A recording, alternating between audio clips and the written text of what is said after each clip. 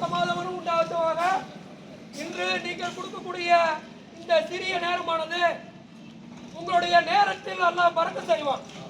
நம்மளுடைய இளமையும் நம்மளுடைய வலிமையையும் நம்மளுடைய பணத்தையும் எவ்வாறு செலவு செய்தோம் என்று அல்லாஹ் தஆலா நமக்கு ஒரு பெரிய கேள்வி வச்சிருக்கான்.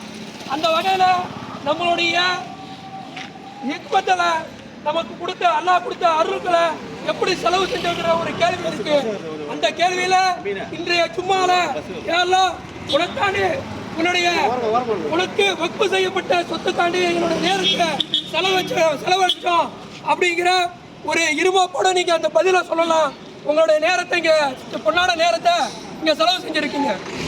இந்த வக்ஃபு திருத்த சட்டம் என்னாண்டு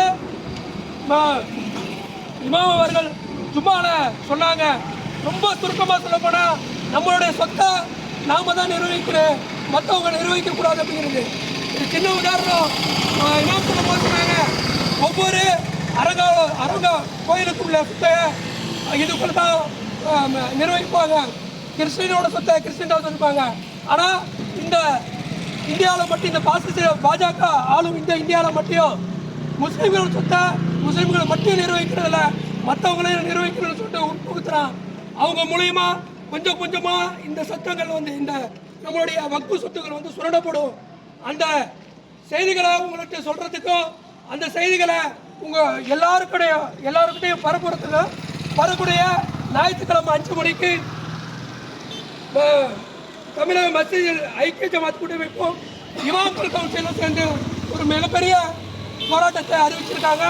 5ஆம் தேதி மறக்காம யாரும் உங்களுடைய நேரத்தை தவற விடாம வந்து கலந்துக்கிட்டு மயிலாடுதுறை நகராட்சி ஆபீஸுக்கு முன்னாடி சப்ஜெக்டுக்கு ஏற்ற மாதிரி 5 மணிக்கு ப்ரோக்ராம் நடக்குது.